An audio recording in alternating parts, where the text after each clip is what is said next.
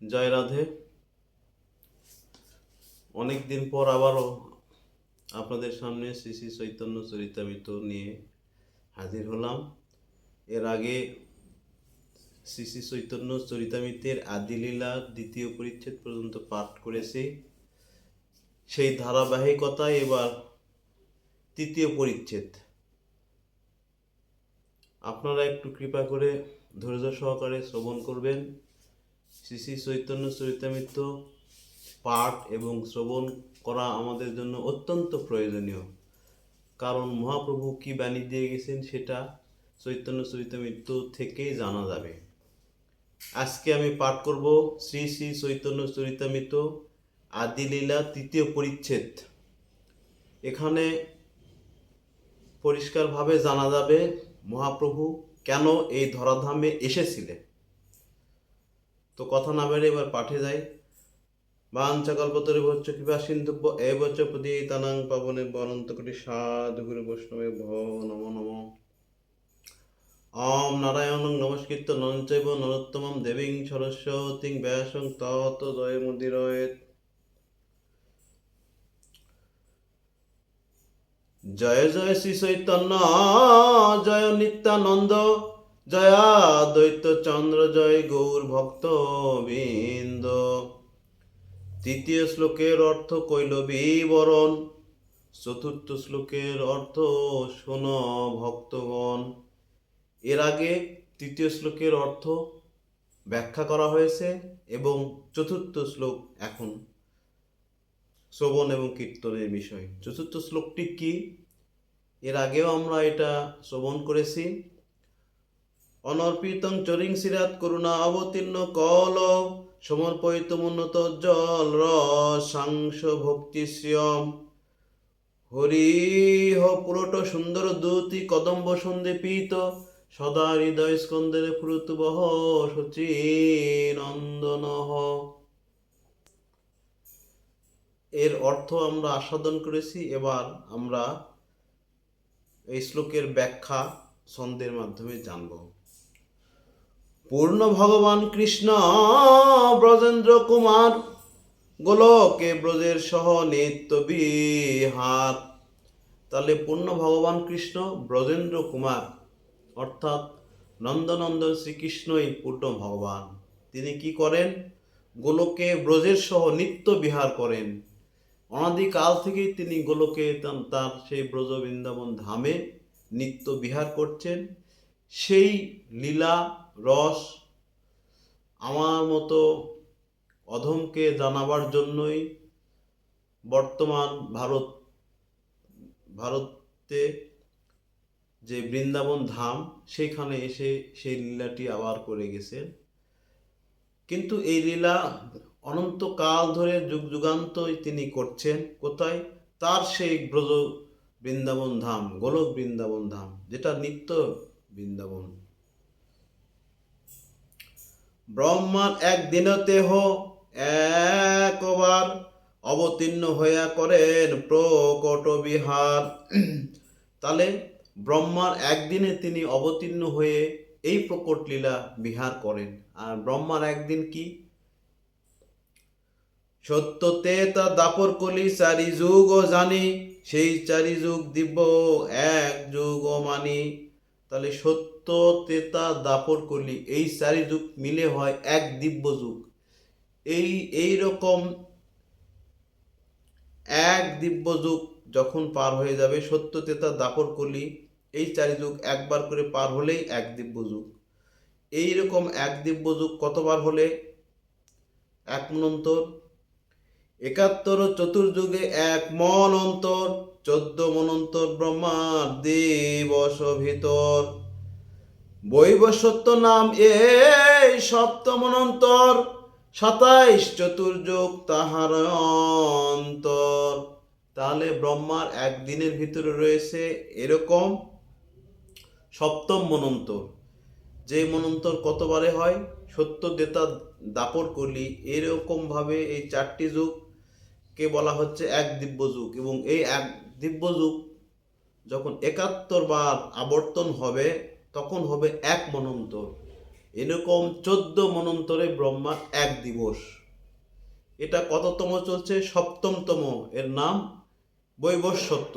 তাহলে এই সপ্তমতম মন্বন্তরে এসে প্রভু আবার এই লীলা আমাদের মতো অধমকে জানাবার জন্য প্রকট হলেন বর্তমান ভারতবর্ষে, সেই ব্রজবৃন্দাবন ধামে। তাহলে এই লীলা জানা, এই লীলা শ্রবণ কীর্তন করার সৌভাগ্য সকল জীবের হয় না, সকল যুগে হয় না। বহু যুগ পর এটা প্রভু স্বয়ং নিজে এসে দিয়ে যান। 27 চতুর্যুগ বৈবস্বত্ব নাম এই সপ্তম মন্বন্তর। 27 চতুর্যুগ তাহার অন্তর। অষ্টবিংশ চতুর্ভুজ যুগে দাপরের শেষে ব্রজের সহিত কৃষ্ণ হন প্রকাশে। তাহলে এরকম যুগ আবর্তনশীল হতে হতে 27 চতুর্যুগ, এই গত দাপর শেষ হয়ে গেল। এবার এই কলিযুগ কততম? অষ্টাবিংশ অর্থাৎ 28। 27তম শেষ হয়ে গেছে এবং এবার 28তম কলি এসেছে। সেই কলিতে এসে প্রভু স্বয়ং প্রকাশ হলেন।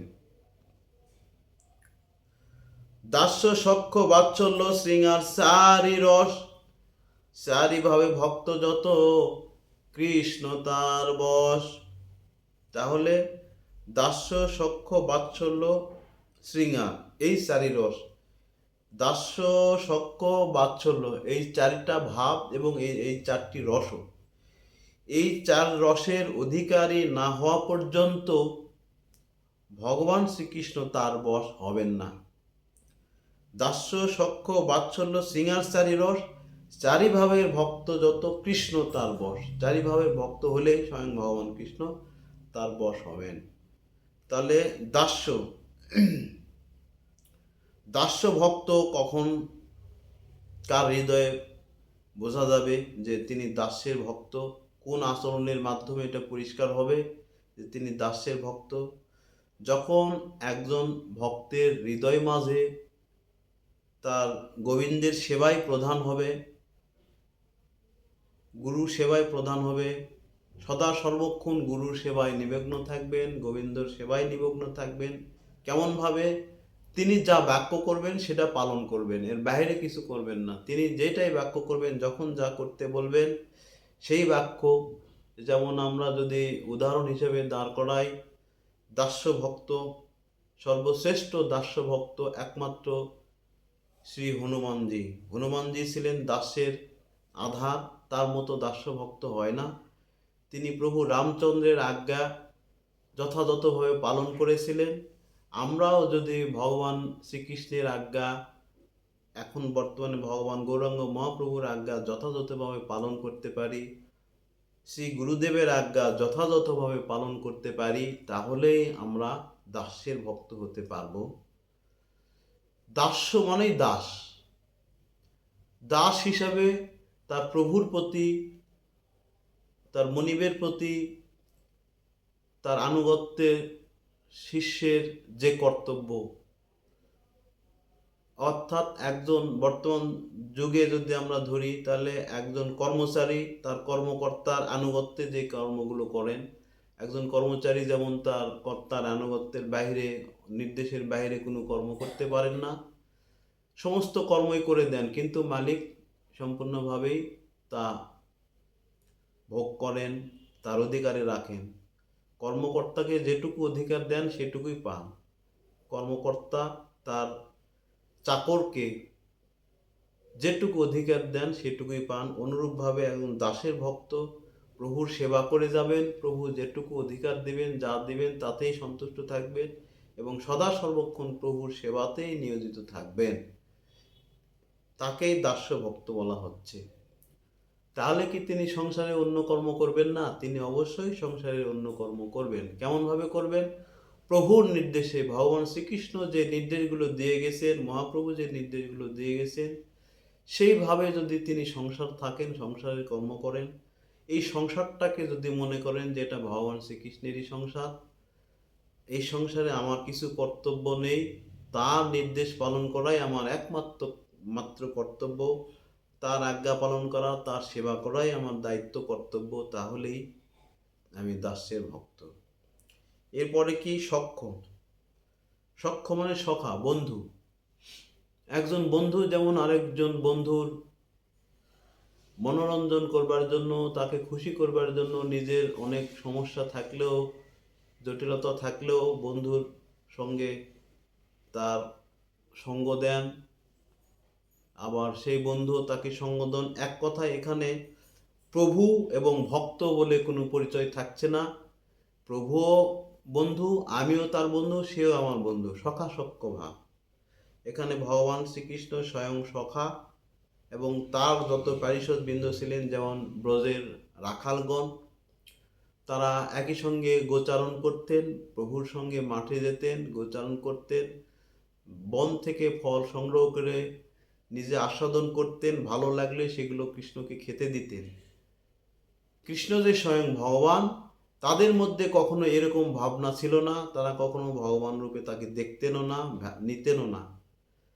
স্বয়ং ভগবান অনেক লীলা করেছেন, তথাপিও তারা ভগবান শ্রীকৃষ্ণকে বন্ধু রূপেই ভালোবেসেছেন, যেমন শ্রীদাম, সুদাম, দাম, বসুদাম। আবার যদি আমরা দ্বারকাতে ধরি, তাহলে স্বয়ং অর্জুন, হস্তিনাপুরে স্বয়ং অর্জুন ভগবান শ্রীকৃষ্ণকে সখারূপে, বন্ধুরূপে ভালোবেসেছেন। আমরা যখন আমাদের সেই প্রাণপ্রিয় ভগবান শ্রীকৃষ্ণকে সখারূপে ভালোবাসতে পারবো, তিনি আর কেউ নন, তিনি আমারই প্রাণের বন্ধু। আমি তাকে যখন যেভাবে স্মরণ করব, ডাকবো, তিনি অবশ্যই আমাকে সাড়া দিবেন, আমার কাছে আসবেন। কিন্তু শর্ত, আমি যদি তাকে বন্ধুরূপে দেখতে চাই, তাহলে সেই বন্ধুর মনোবাঞ্ছা আমাকেও পূরণ করতে হবে। তিনি যা চান সেইভাবে আমাকে চলতে হবে, তাহলেই আমি তার সখা হতে পারবো।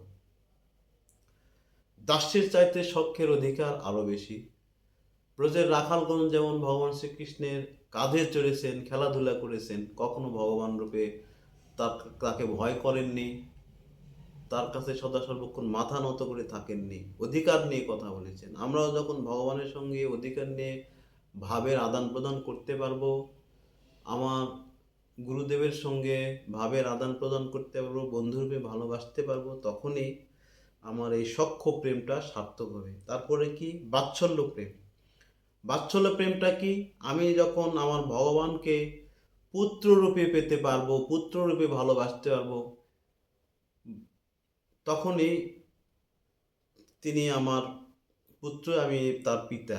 এবং এই প্রেমটাই হচ্ছে বাৎসল্য প্রেম। যেমন মা যশোদা ভগবান শ্রীকৃষ্ণকে গোপাল রূপে সেবা করেছেন, কাছে ডেকেছেন, প্রয়োজনে শাসন করেছেন, তাকে খাবার দিয়েছেন, আবার অন্যায় করলে, কথা না মানলে তাকে শাসন করেছেন, ননি চুরি করেছে একাধিকবার প্রভু স্বয়ং, তখন তাকে ধরে বেঁধে রেখেছেন। এই যে একটা অধিকার, পিতা মাতা রূপে তারা যে অধিকার অর্জন করেছে, এটা শুধুমাত্র সম্ভব হয়েছে ভক্তির মাধ্যমে। ভগবানকে ভালোবেসে, ভগবানকে তার সকল আজ্ঞা পালন করে যখন ভগবানের মন জয় করলেন, তখন প্রভু স্বয়ং তাকে তাদের কাছে পুত্ররূপে ধরা দিলেন। আমরাও যদি ভগবানের আজ্ঞা যথাযথভাবে পালন করি, তাকে ভালোবাসতে বাসতে এমন গভীর স্তরে পৌঁছে যায়, যে পর্যায়ে গিয়ে প্রভু স্বয়ং পুত্ররূপে আমাদের কাছে ধরা দিতে বাধ্য হবেন।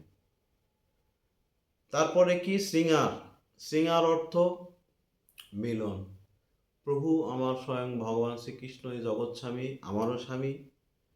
তাকে আমি যখন স্ত্রীর অধিকার নিয়ে তার সেবা করতে পারবো, তাকে ভালোবাসতে পারবো, তার মনোরঞ্জন করতে পারবো, তখনই সেটাকে বলা হবে শৃঙ্গার রস বা কান্তা প্রেম, যেমনটি ব্রজগোপীগণ করেছিলেন। সেইভাবে যখন আমরা ভগবান শ্রীকৃষ্ণকে ভালোবাসতে পারবো, ব্রজগোপীদের প্রেমে ডোরে ভগবানকে বাঁধতে পারবো, তখনই আমাদের সেই শৃঙ্গার রস বা শৃঙ্গার প্রেম বা কান্তা প্রেমটা সার্থক হবে। এটা এক জন্মে সম্ভব নয়, জন্ম জন্ম সাধনার ফলে। মহাপ্রভু বলেছেন ব্রজলোকের কোনো ভাব লইয়া যে ভজে, ভাবযোগ্য দেহ পায় কৃষ্ণ পায় বজে। তাহলে ব্রজলোকের কোনো ভাব, এই যে শান্ত দাস্য সক্ষ বাৎসল্য ভাবে যখন ভালোবাসবো প্রভুকে, এই ভালোবাসতে বাসতে একসময় প্রভু যদি কৃপা করে তার সেই ব্রজবৃন্দাবন ধামে সেই যোগ্যতা অনুযায়ী আমাকে দেহ দেন, সেই দেহ দিয়ে দেহের মাধ্যমে যখন তার আমরা সেবা করতে পারবো, তখনই তাকে স্বামী রূপে পেতে পারি, তার আগে নয়।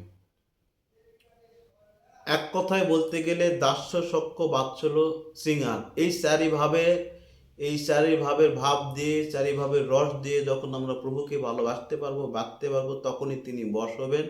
তার আগে তিনি কখনো বশ হবেন না, যেমনটি ব্রজ বৃন্দাবন ধামে হয়েছিলেন।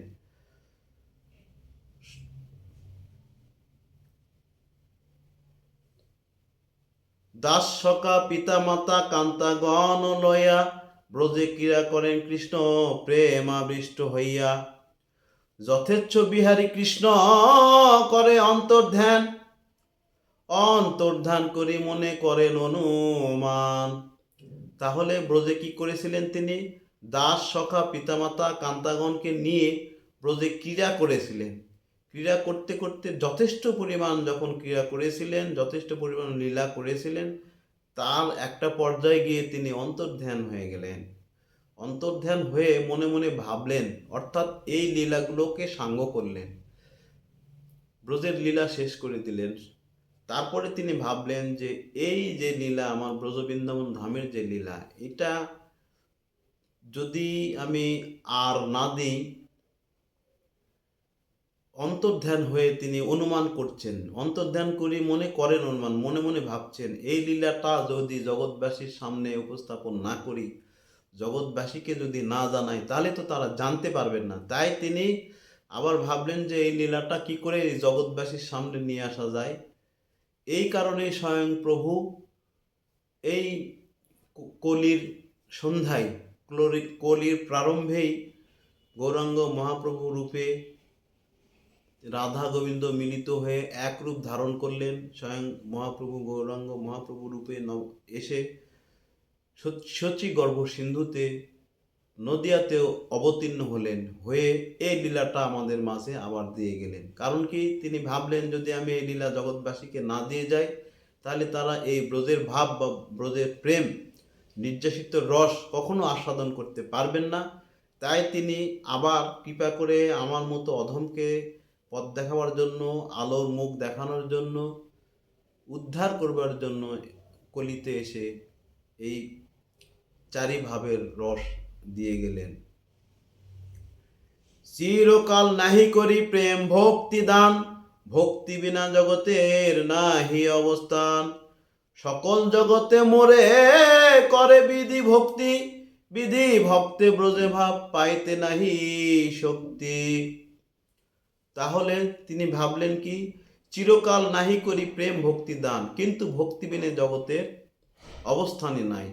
তাহলে চিরকাল বলতে সত্য তেতা দাপড়, এভাবে যে কালগুলো বারবার আবর্তন হয়েছে, সেই সময় কি তিনি ভক্তি দিয়েছিলেন না? তিনি ভক্তি দিয়েছিলেন, কিন্তু এই মধুমাখা ভক্তি, প্রেমময় ভক্তি, রসময় ভক্তিটা কখনো দিয়ে যাননি। তাই তিনি বলছেন চিরকাল নাহি করি প্রেম ভক্তি দান। ভক্তি দিয়েছেন, কিন্তু ভক্তির সঙ্গে যে প্রেম ছিল, সেই প্রেমটা কখনো তিনি দেননি।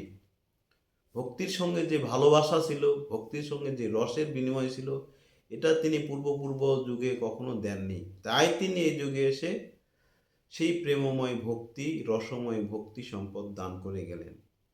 তিনি কি বলছেন? সকল জগতে মোরে করে বিধি ভক্তি, বিধি ভক্তে ব্রজের ভাব পাইতে নাহি শক্তি। তাহলে সকল জগতে বিধি অনুযায়ী ভক্তি করছে, প্রভুকে প্রেমের মাধ্যমে ভক্তি করছেন না। কিন্তু প্রেমের মাধ্যমে, প্রেম দ্বারা তাকে যদি বাঁধতে না পারে, না ভালোবাসতে পারে, তাহলে ব্রজের ভাবে পেতে পারেন না। আমাদের উদ্দেশ্য কি? স্বয়ং ব্রজবৃন্দাবনে গিয়ে ভগবান শ্রীকৃষ্ণের চরণ সেবা করা।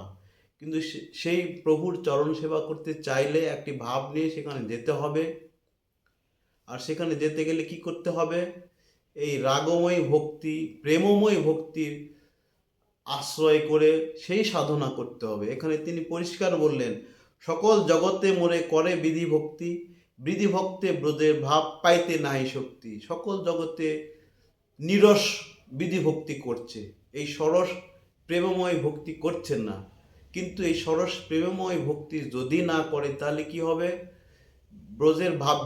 ব্রজে যে যাব আমরা, ব্রজ বৃন্দাবন ধামে গিয়ে তার চরণ সেবা করব, অথবা একটি ধূলিকণা রূপে তার চরণে লেগে থাকব, অথবা গুল্মলতা হয়ে সেখানে জন্ম, সেই অধিকারই তো পাওয়া যাবে না। তিনি এখানে পরিষ্কার বললেন, বিধি ভক্তে ব্রজে ভাব পাইতে নাহি শক্তি। আমার ভক্তিতে যদি বিধির ভাব থাকে, রাগময় কোনো ভক্তি ভাব না থাকে, প্রেমের কোনো ভাব না থাকে, রসের কোনো আদান প্রদান না হয়, কেমন রস? যেমনটি এই 4টি রসের কথা তিনি বললেন। ব্রজ বৃন্দাবন ধামের যে 4টি রস তিনি বিতরণ করে গিয়েছিলেন দাপট লীলাতে, দাপট যুগে স্বয়ং ভগবান শ্রীকৃষ্ণ ব্রজ বৃন্দাবন ধামে যে লীলা করেছিলেন দাস সখা পিতামাতাদের নিয়ে, সেই রসের কথা বলছেন, সেই ভক্তির কথা বলছেন। আমি প্রভুকে ভালোবাসি, তাকে সেবা যত্ন করছি, তার আজ্ঞা অনুযায়ী সকল কিছুই করছি, কিন্তু তাকে কখনো প্রেমিক রূপে পেলাম না, তাকে কখনো বন্ধু রূপে ভালোবাসতে পারলাম না, তাকে সন্তান রূপে ভালোবাসতে পারলাম না। এই ভাবগুলো যদি আমি অর্জন করতে না পারি, তাহলে আমার সেই ব্রজবৃন্দাবন যাওয়ার পথ অবরুদ্ধ হবে, সেই পথ তো আমি খুঁজেই পাবো না। আর এই ভাবগুলো পেতে চাইলে, এই ভাবগুলো যখন আমরা নিতে চাইব, সেই পথে চলতে চাইব, তাহলে একজন আমাকে ব্রজের পথ দেখানোর গুরুর আশ্রয়ে যেতে হবে, যিনি ব্রজ বৃন্দাবন ধামে সেইভাবে ভগবান শ্রীকৃষ্ণকে ভালোবাসার পথ দেখাবেন। কিভাবে আমরা তাকে দাসরূপে ভালোবাসবো, কিভাবে তাকে সখ্যরূপে ভালোবাসবো, কিভাবে তাকে পিতামাতা রূপে ভালোবাসবো, কিভাবে তাকে বন্ধুরূপে, কিভাবে তাকে জগৎ স্বামী রূপে, প্রাণপ্রতি রূপে ভালোবাসবো, সেই ভাব যিনি জানেন, অনুরূপ রসজ্ঞ রসময় গুরু, চৈতন্য সম্পন্ন গুরুর আশ্রয়ে গেলেই আমরা সেই ভাবটা জানতে পারবো, সেই পথে যেতে পারবো। এক কথায় বলতে গেলে এটাকে বলা হয় ব্রজ উপাসনা। যারা এই ব্রজ উপাসনাটা জানেন, তার আশ্রয়ে গেলেই আমরা সেই ব্রজের পথের সন্ধান পাব, সেই পথে চলতে পারবো। আজকের পাঠ এখানেই বিশ্রামে রাখবো। আমি আশা করি যারা এই পাঠ শ্রবণ করছেন, তারা অবশ্যই, যদি তাদের চলার পথ সঠিক না হয়, ব্রজের পথে যদি না চলে থাকেন, শুধুমাত্র বিধিমার্গে শুষ্ক ভজন করে থাকেন, তাহলে দয়া করে একজন ব্রজ বৃন্দাবনের পথ দেখাবেন এমন গুরুর আশ্রয় নিয়ে সঠিক পথে চলবেন। তাহলে আপনার মানব জন্ম সার্থক হবে, সাধন ভজন পরিপূর্ণতা প্রাপ্ত হবে। মহাপ্রভু কেন এসেছিলেন সেই তথ্যটা আপনি সঠিকভাবে বুঝতে পারবেন। মহাপ্রভু আগমনের মূল কারণই তো সেই ব্রজবৃন্দাবন ধামে যাওয়ার, সেই পথ দেখানো। কিন্তু দুর্ভাগ্য, আমাদের সনাতন ধর্মের অধিকাংশ ভক্তবৃন্দ, অধিকাংশ সাধকগণই চৈতন্য সম্পর্কে ওয়াকিবহাল নন। তারা চৈতন্য পাঠ তেমন করেনও না, শ্রবণও করেন না, ভাগবত গীতা নিয়ে আসেন। যদিও ভাগবত গীতারও দরকার রয়েছে। প্রথমে শ্রীমদ্ ভাগবত গীতাকে যদি সঠিকভাবে ধরতে না পারি, গীতা আমাদের ভক্তিপথের প্রথম সোপান বা সিঁড়ি বা ভিত্তি বলা যায়। যদি আমরা গীতাটাকে শক্তভাবে ধরতে পারি, অর্থাৎ আমাদের ভিত যদি মজবুত হয়, তাহলে এবার আমাদের চলার পথটা আরও শক্ত হবে। এরপরে ভাগবতের আশ্রয়ে যেতে হবে, সেখানে কিছু তথ্য, তারপরে আমাকে চৈতন্যের আশ্রয়ে আসতে হবে। চৈতন্য মহাপ্রভুর সেই বাণী, কথা, ভাব আমরা এই চৈতন্য চরিতামৃতের মধ্যে থেকেই পাবো। তার আগমনের বার্তা, তার আগমনের কারণ, সঠিক ভক্তিপথ, সেটা আমরা এই চৈতন্য চরিতামৃত থেকেই জানতে পারবো। তাই আমি অনুরোধ করব, আপনারা কৃপা করে চৈতন্য চরিতামৃত পাঠ করবেন এবং শ্রবণ করবেন। জয় জয় রাধা গোবিন্দ প্রেমানন্দে, হরি হরি বল। পাঞ্চকল্পতরুভ্যশ্চ কৃপা সিন্ধুভ্য এব চ পতিতানাং পাবনেভ্যো অনন্ত কোটি সাধু গুরু বৈষ্ণবেভ্যো নমো নমঃ। জয় রাধে।